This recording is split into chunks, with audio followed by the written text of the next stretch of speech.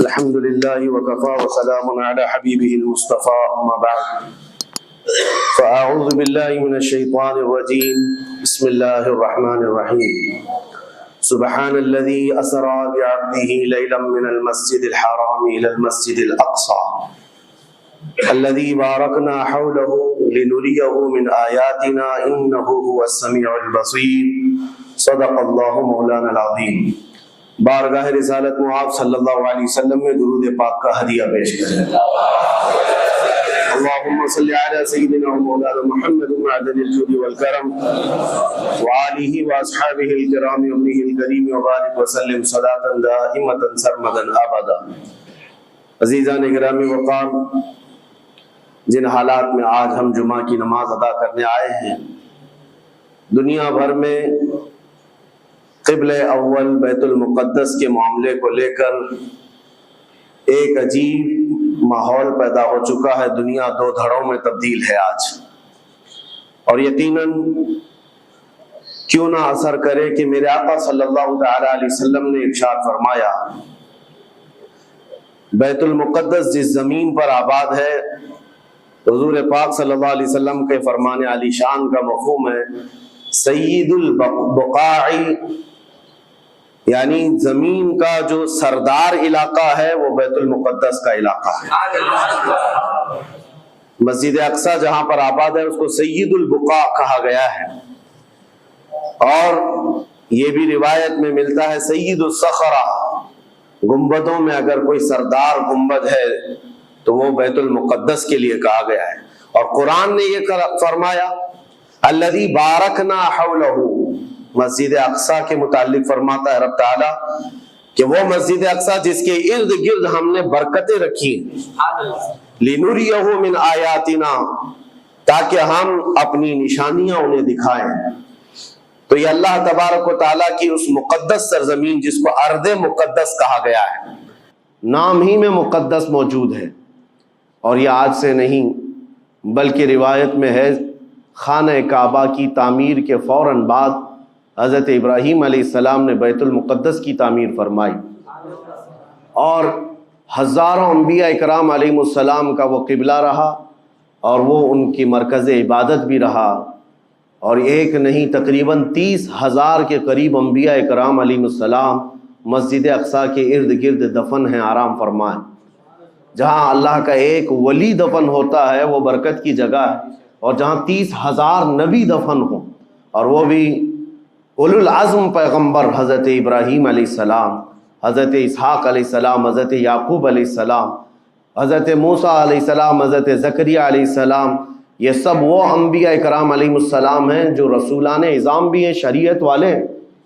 یہ سب بیت المقدس کے ارد گرد ہیں۔ یہاں پر کچھ بھی اثر ہونا پوری دنیا پر بھی اس کا اثر پڑتا ہے، اور آج ہم دیکھ رہے ہیں جو حالات پوری دنیا میں پیدا ہوئے ہیں، اور چاہے وہ یورپ ہو کہ امریکہ ہو، افریقہ ہو کہ رشیا ہو، عرب ممالک ہو کہ ہند ہو، ان سب کو کچھ نہ کچھ کہنے کی آج ضرورت پیش آ رہی ہے۔ کیوں؟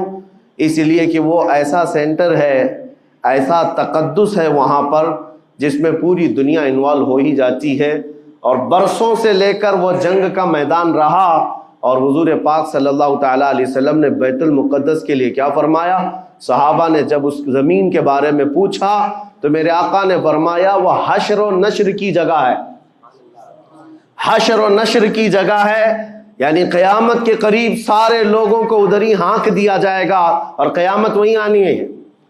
حشر و نشر کی جگہ ہے، حضور پاک صلی اللہ تعالیٰ علیہ وسلم نے فرمایا، اور فرماتے ہیں میرے آقا ہو سکے تو تم جا کر اس میں نماز پڑھ لو، اس لیے کہ اس کی ایک نماز دوسری مسجدوں کی 1000 نمازوں سے افضل ہے۔ یہ مسجد اقصی کے متعلق میرے آقا صلی اللہ علیہ وسلم کا فرمان علی شان ہے۔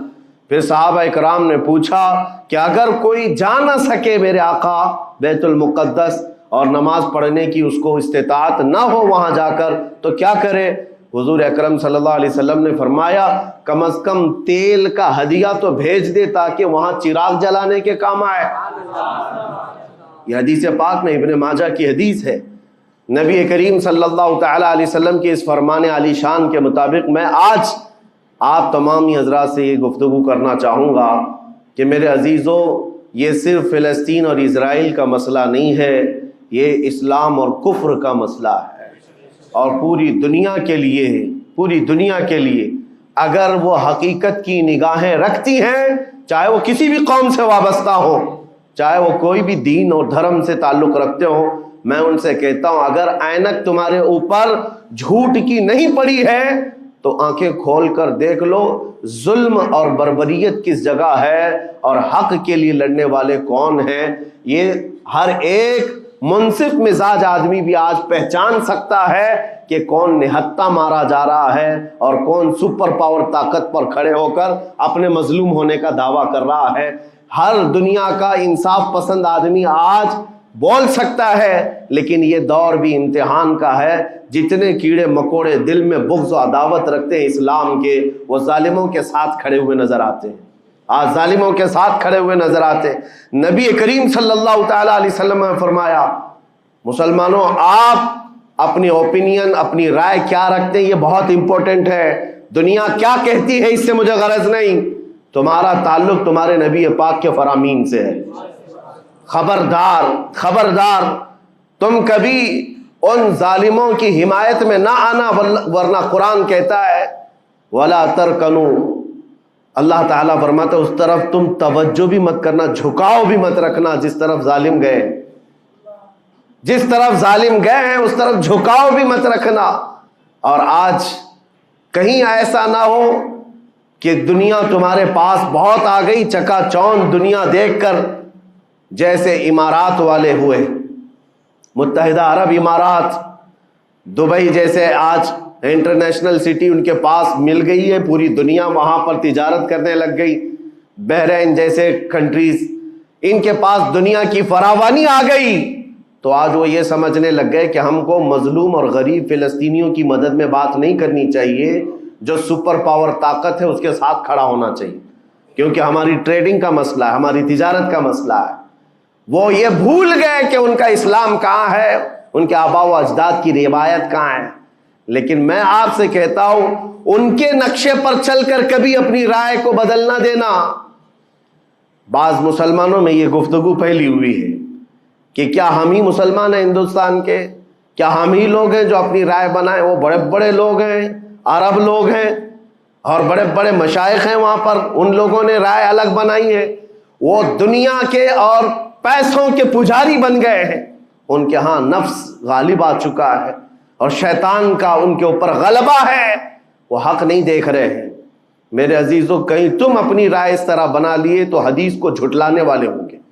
اللہ کے حبیب صلی اللہ علیہ وسلم کی حدیث سناتا ہوں، حضور پاک صلی اللہ علیہ وسلم فرماتے ہیں لا تزال عصابۃ من امتی یقاتلون علی ابواب دمشق وما حولها وعلى ابواب بیت المقدس ظاہرین علی الحق۔ حضور پاک صلی اللہ علیہ وسلم فرماتے لا یضرهم خذلان من خذلهم ظاہرین علی الحق الى ان تقوم الساعہ۔ میرے آقا فرماتے ہیں قیامت تک میری امت میں ایک جماعت ایسی ہوگی جو دمشق کے دروازوں پر اور بیت المقدس کے دروازوں کے اطراف میں حق کے لیے کھڑی رہے گی قیامت آنے تک۔ اور حضور پاک نے یہ بھی فرمایا، میرے آقا مخبر صادق صلی اللہ علیہ وسلم کے فرمان آج ہم اپنی آنکھوں سے دیکھ رہے ہیں۔ حضور فرماتے لا یضرهم خذلان من خذلهم، میرے آقا فرماتے ہیں دنیا کے بڑے بڑے دھوکہ دینے والوں کا دھوکہ انہیں کچھ اثر نہیں کرے گا، انہیں کوئی نقصان نہیں پہنچائے گا۔ آج بڑے بڑے پیٹروٹ میزائل داغ کر کے اگر وہاں کے علاقوں کو ختم کرنے کا دعویٰ کر رہے ہیں تو مجھے میرے نبی کے فرمان پر یقین ہے یہ کبھی نہیں ہو سکے گا، کبھی نہیں ہو سکے گا۔ کچھ عمارتوں کے گر جانے اور کچھ بچوں کے اور کچھ لوگوں کے قتل ہو جانے کا نام یہ جیت اور فتح نہیں ہے۔ میرے عزیزو آج ہم ان ظالموں کو دیکھ رہے ہیں جن کا دعویٰ تھا کہ دنیا میں ان سے بہتر ڈیفنس طاقت کسی کے پاس نہیں، ان سے بہتر بنکر کسی کے پاس نہیں، ان سے بہتر سائرن بجانے کی طاقت کسی کے پاس نہیں، پوری دنیا کو زہریلے ہتھیار بیچنے والی طاقتیں۔ آج ہم نے یہ بھی دیکھا ہے کہ صرف محض ایک چھوٹی سی جماعت سے ان کے ہاتھ پیر ڈھیلے نظر آتے ہیں اور ان کے جسموں میں کپ کپی نظر آتی ہے۔ ہے, پوری طاقت تمہاری ایک جگہ.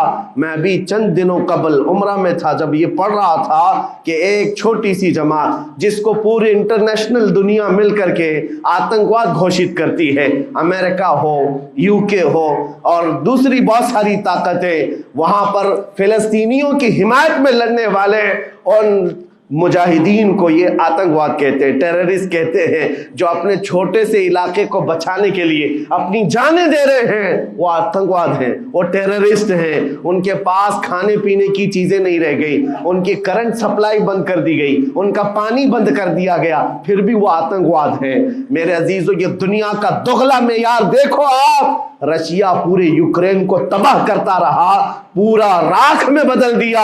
ان ظالم کتوں کی زبان پر کبھی نہیں آیا کہ رشیا آتنکواد ہے یا رشیا ٹیررسٹ ہے. یہ میڈیا میں بھونکتے رہے رشیا اور یوکرین کی وار چل رہی ہے, زمین کا مسئلہ ہے. ارے ہزاروں لوگوں کو رشیا راکھ میں بدل کر رکھ چکا ہے. کیوں نہیں بولتے اس کے متعلق, کیوں نہیں کہتے کہ وہ آتنکواد ہے؟ اس لیے کہ یہ ظالم دجالی میڈیا جتنے ہیں انہیں پتا ہے ان کے باپ داداؤں سے بڑی طاقت اس کے پاس موجود ہے. طاقتوں کی پوجا کرنا اور بڑی بڑی طاقتوں کو سلام کرنا یہ ان کی فطرت میں داخل ہے. اور ہم الحمدللہ مسلمان ہر وقت یہ فیصلہ رکھتے ہیں کہ جو غریب ہے, جو مظلوم ہے, وہ چاہے ایک سکہ بھی نہ رکھتا ہو, ہم اس کی حمایت میں ہمیشہ کھڑے رہتے ہیں. یہ اسلام کی خاصیت ہے. ہم طاقت و قوت اور تخت کو دیکھ کر کسی کی حمایت میں نہیں کھڑے ہوتے, بلکہ حق و باطل کو دیکھ کر اگر مظلوم چھوٹی سی جگہ پر بھی ہے تو ہم اس کے ساتھ کھڑے ہیں. اسلام میں ہو یا نہ ہو, اگر وہ مظلوم ہے تو اس کی آواز ہم اٹھاتے ہیں. عزیزان گرامی وقار, جس کو اپنی طاقتوں پر خوب بھروسہ تھا, میں ایک بات عرض کرتا ہوں مسلمانوں, آج جاگنے کی ضرورت ہے, بیداری کی ضرورت ہے. تمہارے دماغوں پر یہ پٹی ڈالی گئی ہے اور یہ بٹھایا گیا ہے ان کے پاس بہت بڑی بڑی طاقتیں, تمہارے ادھر ادھر کرنے سے کچھ نہیں ہوتا, تمہاری آواز اٹھانے سے کچھ نہیں ہوتا. رب تبارک و تعالیٰ نے تمہیں یہ ظاہر کر دیا کہ میں ابھی پڑھ رہا تھا اس چھوٹے سی علاقے میں غزہ پٹی میں بڑی بڑی دنیا کی 4 تنظیمیں, خفیہ خبر رساں ایجنسیاں موجود ہیں جو ان کی خفیہ خبریں ہر وقت پہنچاتی ہیں. وہ اسرائیل کی بھی ہے, امریکہ کی بھی ہے اور سعودی عرب کی بھی ہے اور ایجپٹ کی بھی ہے. 4 بڑے بڑی کنٹریز کی خفیہ ایجنسیاں کام کر رہی ہیں اور سب کی سب خفیہ خبر رساں ایجنسیاں فیل ہو گئی, ناکام ہو گئی. اس کے باوجود اسرائیل کے درندوں کو یہ وحشتناک چیز دیکھنی پڑی. دنیا آج اس میں حیرت میں ہے کہ ایسا کیسے ہو گیا, ایسا کیسے فیل ہو گیا, یہ سسٹم کیسے کام نہیں کر سکا, ہمیں پہلے سے اطلاع کیسے نہیں ملی. میں قرآن پڑھ کر کے بتاتا ہوں, میرا رب فرماتا ہے وَمَكَرُوا وَمَكَرَ اللَّهُ وَاللَّهُ خَيْرُ الْمَاكِرِينَ. کافر منصوبہ بناتے ہیں اور اللہ خفیہ تدبیر کرتا ہے اور اللہ کی خفیہ تدبیر غالب آتی ہے.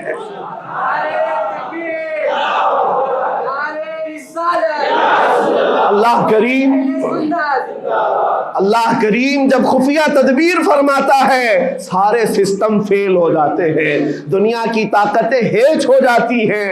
آپ کبھی یہ مت سمجھنا کہ دنیا کے پاس بہت بڑی طاقتیں ہیں. نہیں مسلمانوں, ایمان اس کا نام نہیں ہے. اقبال نے بہت پہلے کہا تھا اللہ کو پامرد یہ مومن پہ بھروسہ, ابلیس کو یورپ کی مشینوں کا سہارا. ان کے پاس یورپ کی مشینوں کا سہارا ہے لیکن مسلمان کو اپنے رب کی طاقت پر بھروسہ ہے. میرا رب غالب حکمت والا ہے اور وہ قدرت والا ہے. جس وقت رب تعالیٰ چاہے, کیا آپ نے تاریخ نہیں پڑھی, وہ اگر اپنے نبی کی حفاظت کرنا چاہے تو مکڑی کے جال سے حفاظت کرتا ہے, کبوتری کے انڈوں سے حفاظت کرتا ہے. وہ اپنے حبیب کی حفاظت کرنا چاہے اور کسی نبی کی حفاظت کرتا ہے, مچھلی کے پیٹ میں رکھ کر کے یونس کی حفاظت کر رہا ہے. اور ابراہیم علیہ السلام کو کو آگ میں ڈال کر کے بھی اس تپش سے بچا رہا ہے، اور اسماعیل علیہ السلام کی گردن پر چھری چل رہی ہے پھر بھی اس چھری سے بچانے والا مولا کون ہے؟ اور سمندر میں اتر جانے کے بعد موسیٰ علیہ السلام کی بڑی فوج کو راستے دینے والا مولا کون ہے؟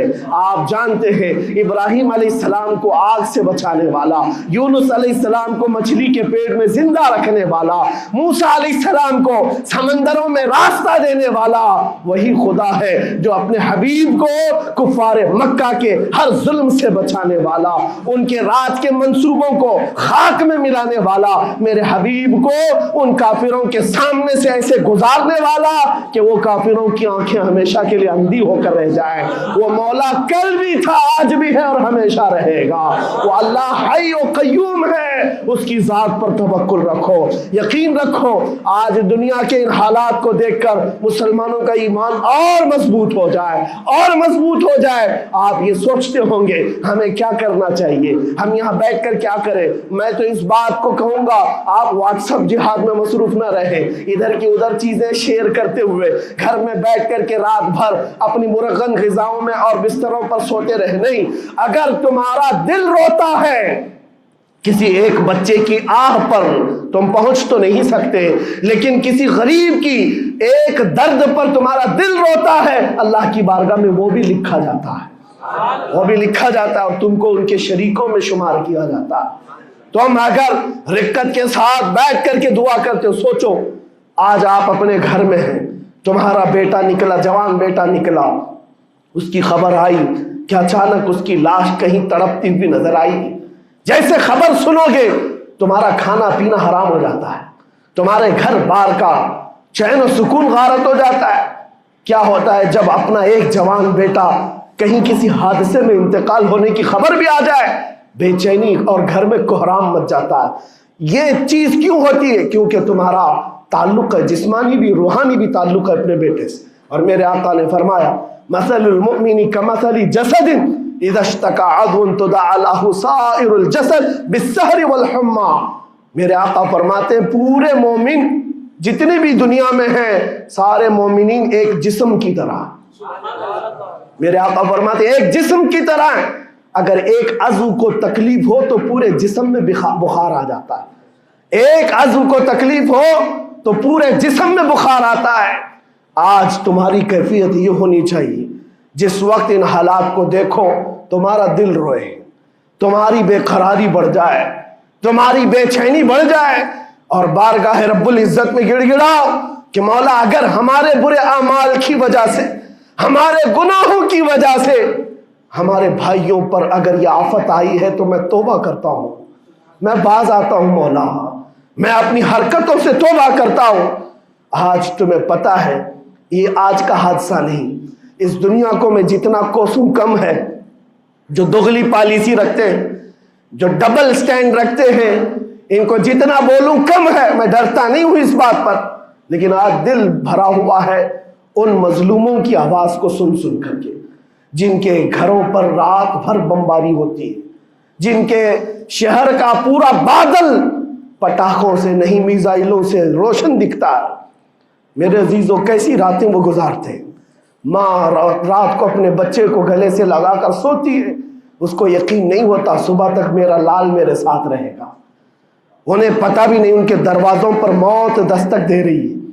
5000 سے زیادہ راکٹ داغ کر کے ابھی بھی ختم نہیں کیا گیا، اور ظلم اتنا ہونے کے بعد حیرت ہوتی ہے اس دگلی دنیا پر میڈیا میں بار بار یہ کہا جاتا ہے ان آتنکیوں کا خاتمہ کیا جا رہا ہے، آتنکوادیوں کو نیست و نابود کیا جا رہا ہے، جن کی زمین پر 70 سال سے قبضہ کر کے بیٹھا ہے، دنیا اس پر کچھ نہیں بولنا چاہتی۔